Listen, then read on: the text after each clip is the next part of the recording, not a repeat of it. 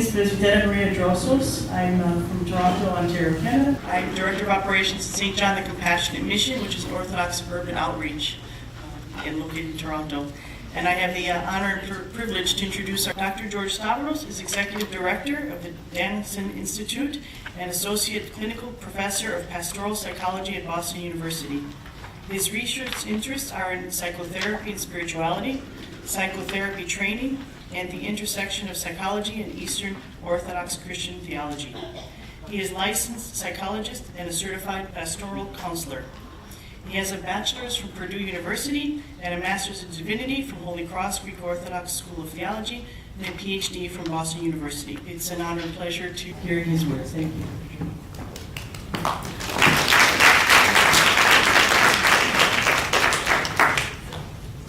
Good afternoon. So I want to extend my gratitude, first of all, to my dear mentor and teacher, Dr. Kiyaki Fitzgerald, and to St. Catherine's Vision for the opportunity to be here. Second of all, I want to extend my gratitude to my sisters and brothers in Christ for taking your Saturday to be here for this. And then I want to extend a special thank you to His Eminence Metropolitan Kallistos. Thank you. For a little book that I got in seminary called The Orthodox Way. And I still have the copy over there on the table. One of the reasons I'm grateful for it is it's something I've carried around with me and used to appear much smarter and wiser than I truly am. In seminary, when I first arrived, we'd do kind of quirky things. One of those would be to try to come up with good metaphors for the Holy Trinity. It was kind of like Trivial Pursuit for seminarians. And we'd try things out like, the different phases of water, ice and steam, liquid, or genetically identical triplets. And so it would go.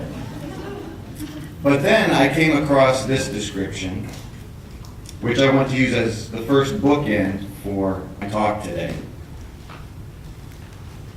Because we know that God is three in one, each of us is committed to living sacrificially in and for the other. Each is committed irrevocably to a life of practical service, of active compassion. Our faith in the Trinity puts us under an obligation to struggle at every level, from the strictly personal to the highly organized, against all forms of oppression, injustice, and exploitation. In our combat for social righteousness and human rights, we are acting specifically in the name of the Holy Trinity. And that came from the Orthodox Way. When I read that, it was as if the lights all went on. And it was at that point that I could really listen for my call at the seminary, which for me ended up not being a call to ordination, but a call to service as a psychologist, a pastoral counselor. Practical service is in the name of the Holy Trinity. So, I want to share a couple stories and then think about ways in which attachment theory relates to divine compassion. First story.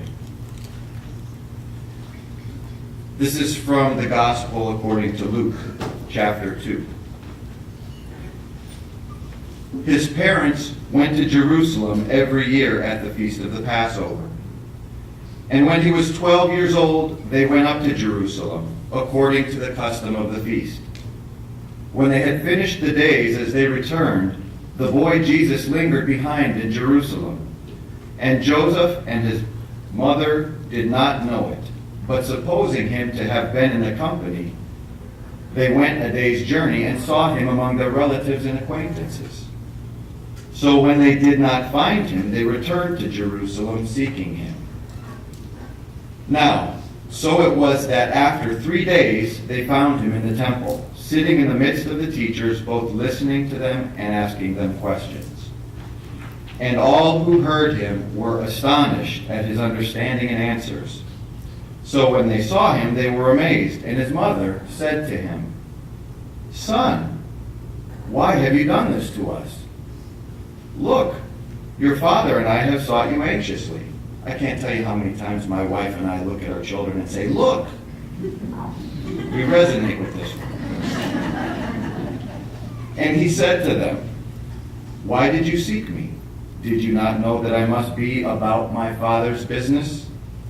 But they did not understand the statement which he spoke to them. Then he went down with them and came to Nazareth and was subject to them, but his mother kept all these things in her heart. And Jesus increased in wisdom and stature and in favor with God and men. So, I've become a shrink. And so it's hard for me to really do or say much these days without having at least some of that lens. The lens that seemed to make some sense to me after reading this pericope was that of attachment theory. This is a story about many things, and many things I'm sure I don't understand. But one thing I think I do understand is it's a story about attachment. So, why attachment theory? I'll come back to the story in a minute. Let me say a little bit about attachment theory. So, attachment theory is a school of thought that is somewhat psychological, and it's somewhat evolutionary, and it's somewhat social, but at its heart, it talks about the ingrained relationality of human persons. The reason, or at least one of the reasons why I really like the idea that in scientific circles, attachment theory is talked about as evolutionary, is because when I hear evolutionary, to me, I translate that into built into the deepest hearts and rhythms of the human being, placed there for the most basic of reasons, given to us by God. So, attachment theory is thought of as the God-given relationality of the human person. What is delightful about it, though, is that it's not relationship simply for relationship's sake. It's relationship to provide connection and safety, first of all. But the establishment of that safety then translates into the capacity to explore. So it's security and exploration. It's not all one or the other. It's one in the service of the other. A man named John Bowlby came up with this theory.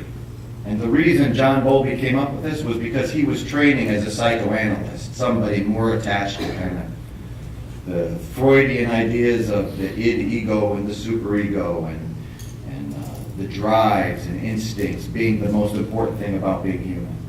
But Bowlby was working with children, and his supervisor, whose name was Melanie Klein, would insist that he talk to her about the fantasies of the children, because the ultimate thing one needed to know in order to have a therapeutic effect, of course, was to know what the fantasies were that a child were having. But Bowlby kept thinking, well, but the children that I'm seeing are troubled because their parents have died, or have left them, or have been abusive. There are very real things going on between these parents and these children. The fantasies don't really matter that much. And so they tussled over this, and eventually Bowlby broke away, and he insisted on this looking at the real relational things going on between a child and a caregiver. So, let's look at some of the real transactions and their consequences before we get back to Jesus in the temple with the elders. So Bowlby found an associate. He put an ad in the paper. He wanted somebody who would help him do his research, and a woman named Karen Ainsworth answered the ad. And she came on board, and what transpired was a relationship between the two of them that became very creative and provided a lot of room for exploration. And so Karen Ainsworth came up with this remarkable way of studying behavior between children and parents called the strange situations test. So the strange situations test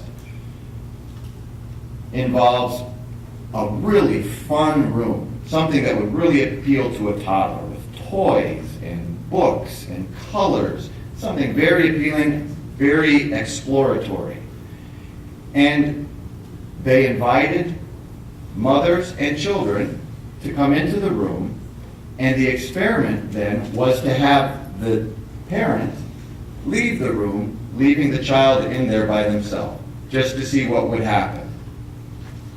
What Karen Ainsworth discovered was that basically there were three categories of things that happened. The first one, which she called secure attachment, involved the child sitting there, getting settled in, staying pretty close to the parent, but then seeing what a cool room this was and starting to explore, at which point the parent would leave the room with the child noticing that they were leaving.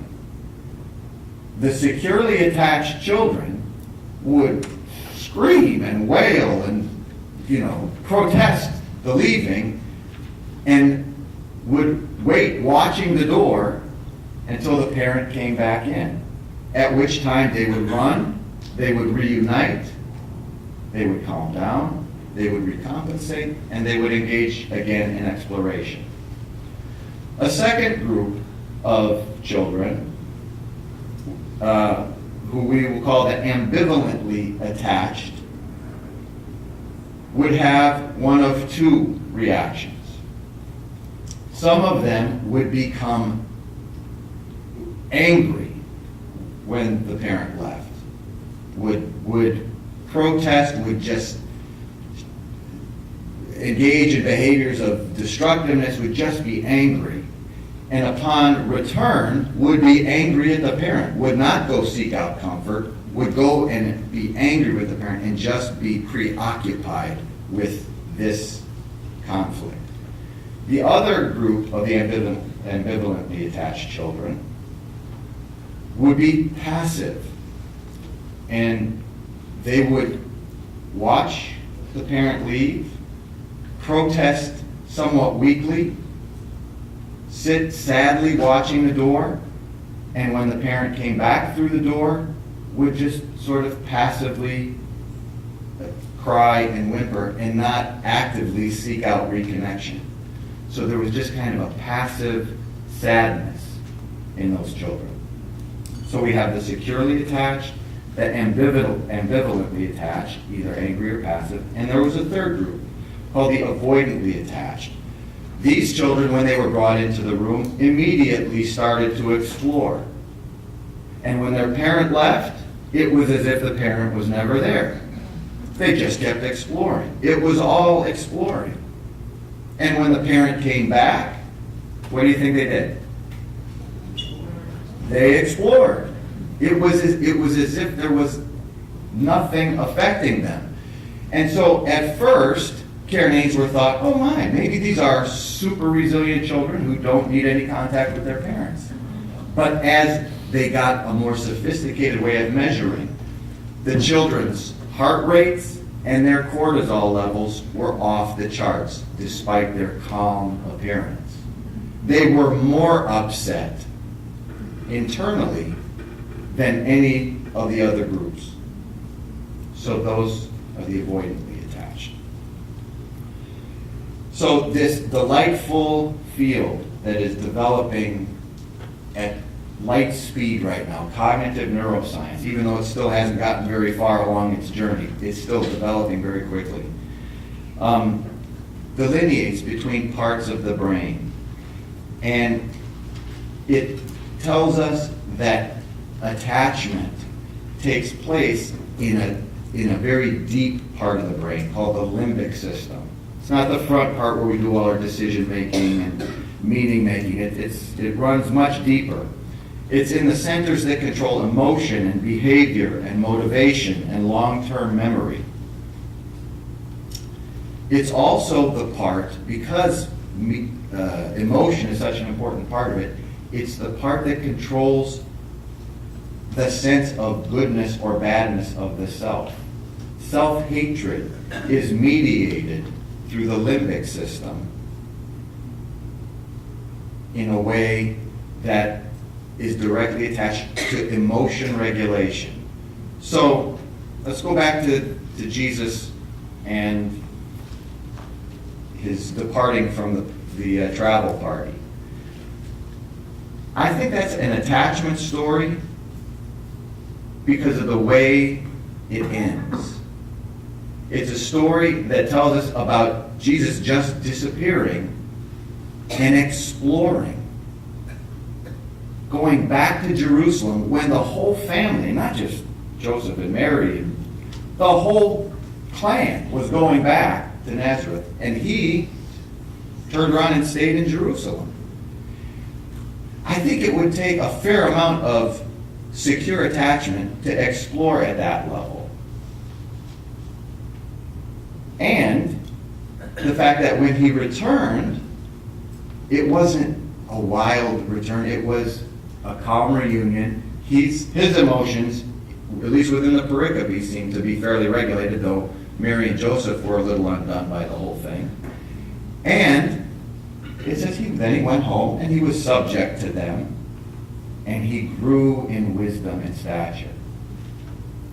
If Jesus is perfect man, then maybe he's also a perfect model, along with his mother, of attachment.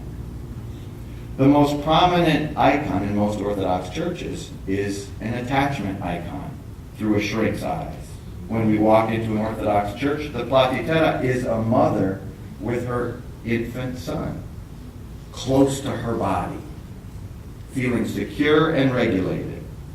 The icon that we had up here last night, the Divine Compassion icon, is of an infant who's got his little hand on his mother's face. And she's got her neck crooked so she can feel that soft little hand even a little bit more. Any of us who have had the opportunity to be close with a little child knows how that feels so good and so natural. And what we are learning through attachment theory, though I'd say we probably have known it for millennia, theologically, is that is mediating at the deepest levels of the self goodness, belonging, safety, security, all mediated relationally. Human beings cannot learn that they are safe in any way unless it's mediated through relationship. And the systems by which human beings learn that they are safe and that reside deep within the brain are profoundly affected by the earliest relationships that they have. So that's kind of the lay of the land with attachment theory. Keeping in mind the limbic system. Let me just read another pericope. This is Mark 12, verses 29 through 31. The first of all the commandments is, Hear, O Israel, the Lord our God, the Lord is one. And you shall love the Lord your God with all your heart and with all your soul and with all your mind and with all your strength. This is the first commandment. And the second, like it, is this: you shall love your neighbor as yourself. There is no other commandment greater than these. The limbic system is something from a shrink's eyes that God put in place to allow us to do that. And we can't just make it happen out of thin air. We make it happen by virtue of our earliest relationships, teaching us beyond this how to do that, which is where we learn to regulate our emotions and have a sense of our goodness and well-being in the world, has very few connections to the part of our brain that makes decisions and that makes meaning. Now that may seem paradoxical in a way, that what it suggests is we can't think our way out of feeling bad. But there's actually truth to that. I would say we can't just think our way out of feeling bad. The pleasure systems that reside within the deepest parts of our brain, they are connected to the experience of relationship and touch and movement in a way that soothes them and calms them. Something that gets direct access to those centers of the brain, that gets there fast and effectively, are the things in recreational addictive drugs, that are in the internal hormones that get released in the midst of addictive or compulsive behavior, like gambling or pornography. So the world is full of shortcuts to the limbic system. The world is full of shortcuts to soothing our inner world in ways that aren't relational. Let's look and see if there are ways for us to understand how to get there without going through those shortcuts. Saint Amelia, mother of saints, mother of Saints Macrina, Basil the Great, Theodosia, Gregory of Nyssa, Peter of Sebasti, mother of a son, Nocratius, who died before she did, when he was 27, and 4 others that I could not find the research on. After her children left home, St. Amelia was persuaded by Macrina, her oldest daughter, to forsake the world. Together they founded a monastery for women. Amelia divided the family property among her children, probably a wise thing to do if you have 10 children. Retaining only some meager possessions, she and Macrina withdrew to a secluded family property in Pontus, picturesquely located on the banks of the Iris River and not far from St. Basil's wilderness home, her son. A number of liberated female slaves desired to join the pair, and a convent was formed. They lived under one roof and held everything in common. They ate, worked, and prayed together. They were so eager to advance in virtue that they regarded fasting as food and poverty as riches. The harmony of this model community of women was unspoiled by anger, jealousy, hatred, or pride. Indeed, as the church sings of monastics, they lived like angels in the flesh. I don't have answers to these questions, but I want to ask them. And maybe they're just things for us to think about. What did attachment life look like in that home with those 10 kids growing up? It sounds like there were great explorations that took place internally and externally. She had children who knew how to thrive in the midst of suffering. What stands out about her efforts with St. Macrina at her monastery? That they divided possessions, that they found good property near Basil, her son, Macrina's brother, to provide attachment and security, that they attracted to them liberated female slaves in order to live under one roof, and that they lived in harmony. So from an attachment lens, I have to wonder if St. Amelia was somehow an expert at providing attachment, and that her daughter joined her in this, and that they figured out how in community life to create a space that was safe relationally and that allowed for the exploration and the attraction of female slaves who one might imagine had lived a pretty hard life up until that point. So relational safety, relational safety, relational safety. It's not the only thing in the world, and what we've come to see from attachment theory perspective is if there's a preoccupation with relational safety, it's probably because there's an attachment injury. If there is exploration based on relational safety, it represents a security of attachment. My wife, some of whom you know, is a nurse at the Jimmy Fund Clinic here in Boston. She is, in the workplace, a mediator of relational safety on steroids. Somehow she knows how to take kids who come in and are screaming because doctors are about to do procedures and place ports in them and begin infusing them with chemotherapy. she finds a way very quickly, as do so many of her colleagues, it amazes me, to get across the message, I'm with you, you're safe, but now we have to do something that's hard. I'm with you, I'll take care of you, but now we have to do something hard. She was telling me the other day about how they want to make it easier for the kids to explore and to feel safe. And one example that she gave is that the way they'd always done infusion of chemotherapy and blood products is they'd have the kids lay down. She said now they have chairs instead of beds. And this little small change from being helpless and afraid and alone on a bed to sitting up and being able to watch TV or play with things around them, she said has made a huge difference. It becomes a relational infusion of chemotherapy. All right, one last example. Attachment in the community. So this comes from the life of St. John the theologian as told by Eusebius, the church historian, and I'm going to kind of tweak it and shorten it just in the interest of time. But I actually came across this in a book, Hearts of Flame by Stephen Muse, which is a beautiful book about pastoral counseling in the Orthodox Christian tradition, and a website, Aletheia.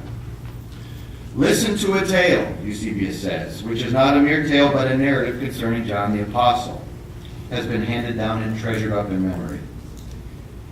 John has returned from exile on Patmos, is traveling, ordaining bishops. In one town, he takes particular concern for the spiritual welfare of a young man, exhorts the local bishop. Eusebius quotes, "This one I commit to you in all earnestness, in the presence of the church and with Christ as witness."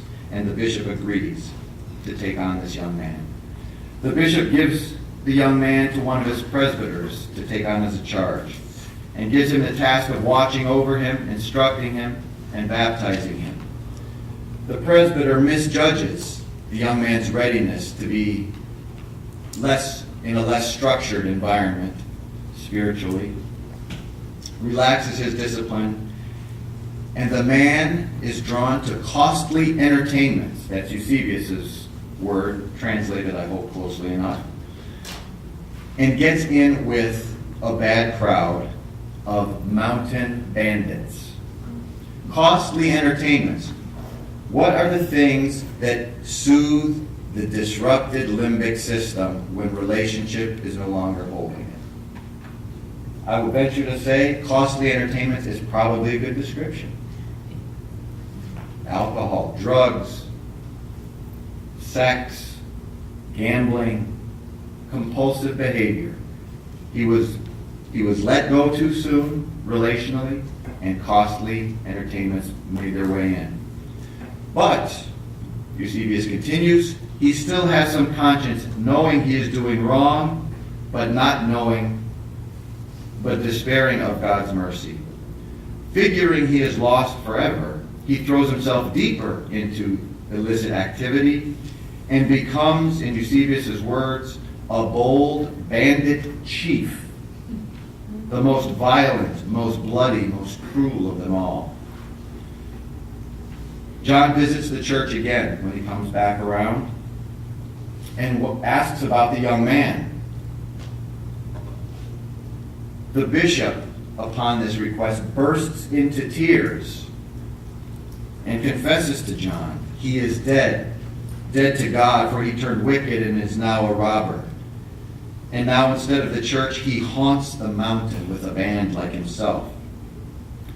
John, the theologian, according to Eusebius, rends his clothes, beats his head, and with great lamentation cries out, "A fine guard I left for a brother's soul. But let a horse be brought me, and let someone show me the way." And he heads into the mountain. When he gets close, he's taken prisoner by the band. John demands to be brought before the chief. The young man standing, armed, fully armed, with St. John approaching, recognizes John. He thought somebody was coming in to see him, to come after him. Sees it's St. John. Turns in shame to flee. John, who was an elderly man at the time, forgets his age, according to Eusebius, pursues him with all his might, and shouts after him, "Why, my son, do you flee from me? Your own father, unarmed, aged, pity me, my son. Fear not. You have still hope of life. I will give account to Christ for you if need be. I will willingly endure your death as the Lord suffered death for us. For you I will give up my life. Stand, believe, Christ has sent me." The young man stops, looks down, begins to tremble and weep bitterly, and as Eusebius poetically puts it, baptizes himself a second time with his own tears. John, pledging himself and assuring him on oath that he would find forgiveness with the Savior, kisses the young man's hand as if now purified by repentance, leads him back to the church where they engage in copious prayers and struggling together with continual fasting and subduing the young man's mind by various utterances. John did not depart until he had restored him to the church. Relational mediation of healing, you can't talk somebody out of it.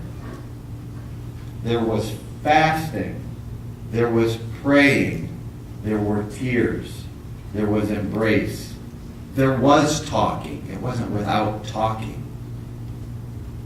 But to get in the way of costly entertainments, and our world today has such easy, ready, costly entertainments that it wants to replace relationality and attachment with.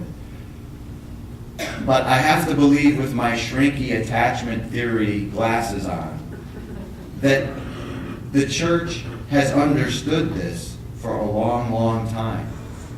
And returning to the relational meaning of whatever it is we do in church life seems to me to be the vital contribution of the Orthodox Christian Church to a world whose number one public health issue right now is trauma, whose number one relational issue right now is trauma, whose number one spiritual issue is trauma. It is a relational problem. And the church's multifaceted way of dealing with that, of building up attachment through relationship, of cooling off overheated and broken limbic systems, is a vital contribution.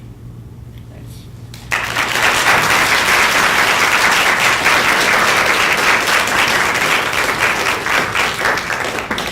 Thank you, George, for your beautiful and beauty and depth of your words and thoughts, and I think ideas for future conferences too about attachment, security, and exploration. Thank you. I'd like to ask for another round of applause for both the presenters.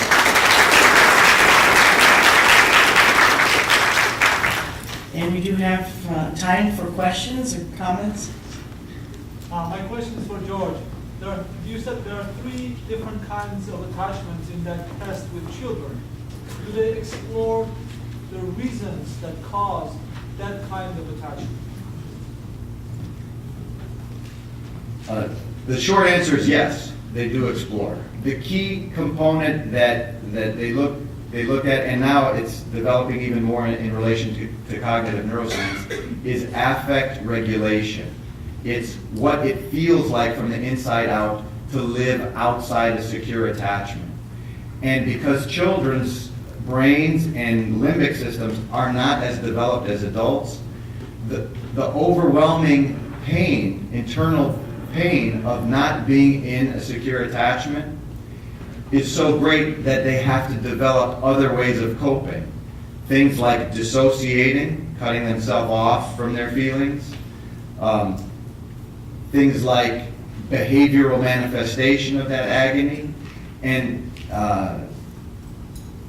the kind of relentless exploration without connection that they saw in the avoidant kids. But it's emotion regulation that's the key. It's the mediation of internal agony that is affecting those kids. If a child or a person has an attachment injury, as you called it, or separation anxiety or that kind of thing, can you speak a little bit about how that might impact their ability and then also with other people? I wouldn't say that it's a direct correlation, one-to-one, relationship with Christ, relationship with people. There's so much room for grace and the work of the Holy Spirit to touch and heal in ways that go beyond our understanding. And there's no question that the architecture of being a human being, it's set up in a certain way. And so if relational security is not provided early on, the tendency is, even into adulthood, to be preoccupied with relational security.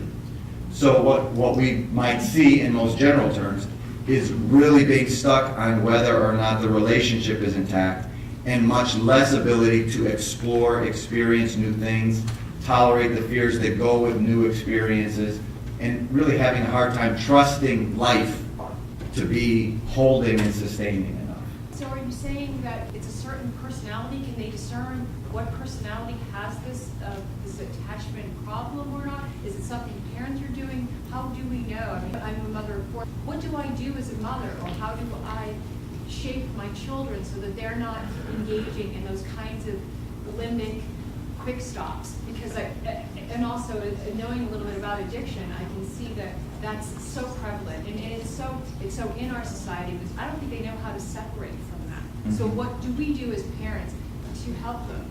That's a really good question, and obviously parents hold the most ready and immediate responsibility and stewardship of their children's inner life and a capacity to attach.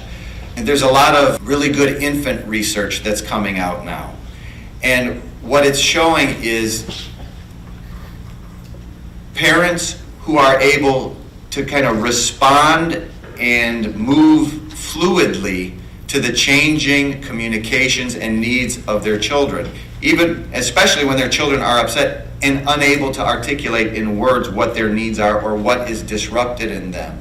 That moving fluidly without retaliation, without backing off, and finding a way to keep the space comfortable enough, even during the emotional storms of their children, that over time children develop the ability to regulate themselves, but they don't have it early on. It's an arc of time and development that puts that into place. One of my favorite books that I'm reading right now is called A General Theory of Love, and it's a beautiful, sophisticated book about attachment theory. It says, as a culture, unless we take seriously the need to spend precious time learning our children and responding to them over the arc of their development, costly entertainments are gonna run the world.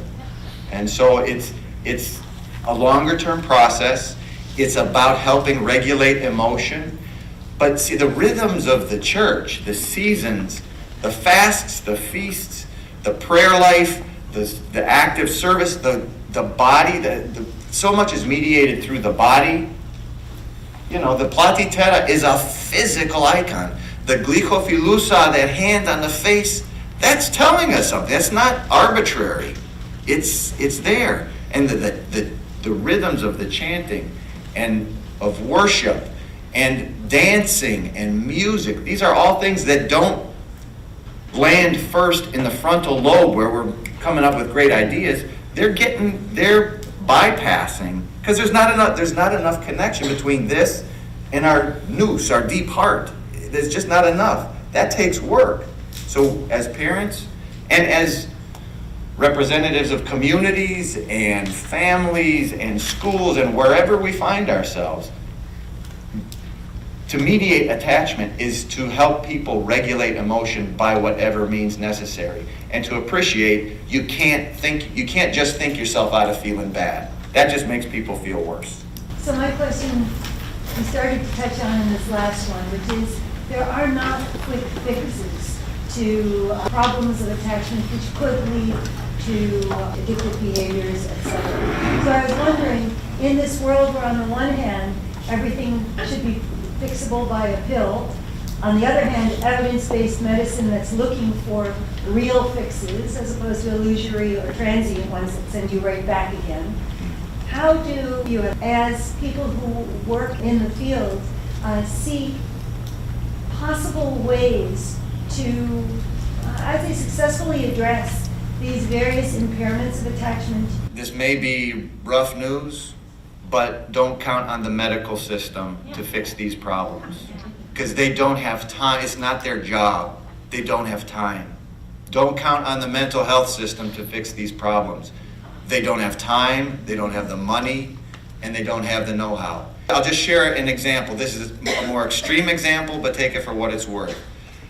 There are some therapeutic communities in Greece, actually, who are using the monastic rhythm of prayer and work to so flood the lives of addicts that they don't have time for costly entertainment, and they're using activities that bypass the talking, just the talking cure. Not that they're not talking, they are talking. Because at some point you gotta bring the mind and the heart together. But you gotta put something in between costly entertainments and the heart. And I think the church's rhythms have a leg up on that. I think that's the bottom line, so that the relationships that weren't there before are replaced, are given to the church. In the body itself, we have to absorb that. We have to bear one another's burdens. I mean, it sounds so simplistic, but for all of us who are nervous about that, is that it's one step at a time, it's one conversation, it's one outing at a time. I mean, the spiritual father and mother is not a small thing. Some people come to confession once a year, twice a year. Some people come once a week because that's what's needed. But the spending of the time together, the developing of the relationship has to be a priority above all the entertainment. Cut them off. There has to be a minimal time. For the adults, it's the people in their lives that love them. You know, we have to extend ourselves. We have to give mercy and compassion to those people and spend time with them. There's also an orphanage where these children who are orphaned, I mean, these monks are taking care of them in the exact same way, but what are they doing? They're working the fields with them, they're making the dinner with them, they're doing the laundry with them, the schoolwork, and the prayers. Like, it's just a daily routine life that wasn't before. If you want to find a way to do something right now in this way, pour your love and your resources into the metropolis camps and make them spectacular, because they most resemble a church in its rhythm, Yes. in a way that the children will go to, they'll soak it in, they'll come back changed, and they'll want to go back. That's something all of us should be thinking about right now, is securing those camps. They have to be the best they can be. I've done 16 years of church camp. My husband has done 18, and having been there for 5 weeks for 16 years with pregnant, newborn, my children, and watching the grace that comes from that, exactly what George is saying. They're praying and playing together.